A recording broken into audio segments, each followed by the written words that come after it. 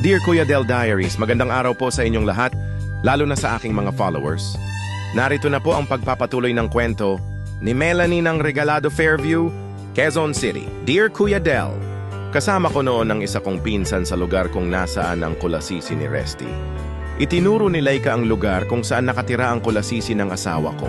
Hindi na sumama sa amin si Laika dahil natatakot daw siyang madamay, kaya hinayaan ko na lamang siya. Nakita kong nakaparada ang motor ng asawa ko kaya sigurado kaming nandoon nga siya sa lugar na iyon. Nanginginig ang buo kong katawan sa sobrang galit. Ang tagal kong nagtiis at ngayon lang ako sumabog sa galit. Tahimik ang paligid 11:00 ng umaga noon. Kumatok ang pinsan ko sa pintuan ng apartment na iyon. Ako naman ay nakaabang sa hindi kalayuan. Baka kasi may CCTV at makita ako sa loob. Kaya nagkubli ako. Mga 3 minuto bago may nagbukas ng pinto, isang magandang babae na nakasuot ng pantulog at nakatapis. Sumugod ako tahimik pero nagngangalit sa galit.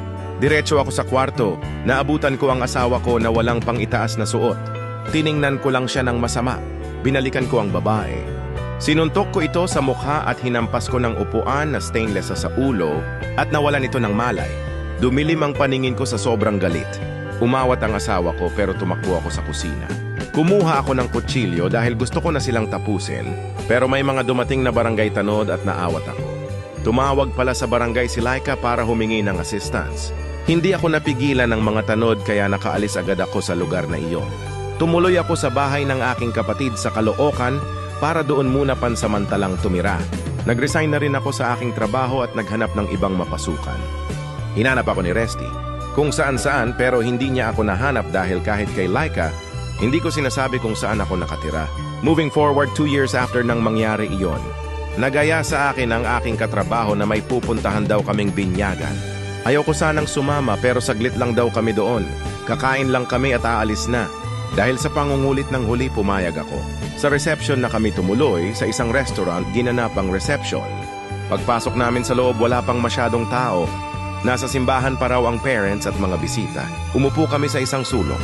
Maya-maya pa ay dumating na ang parents at mga bisita.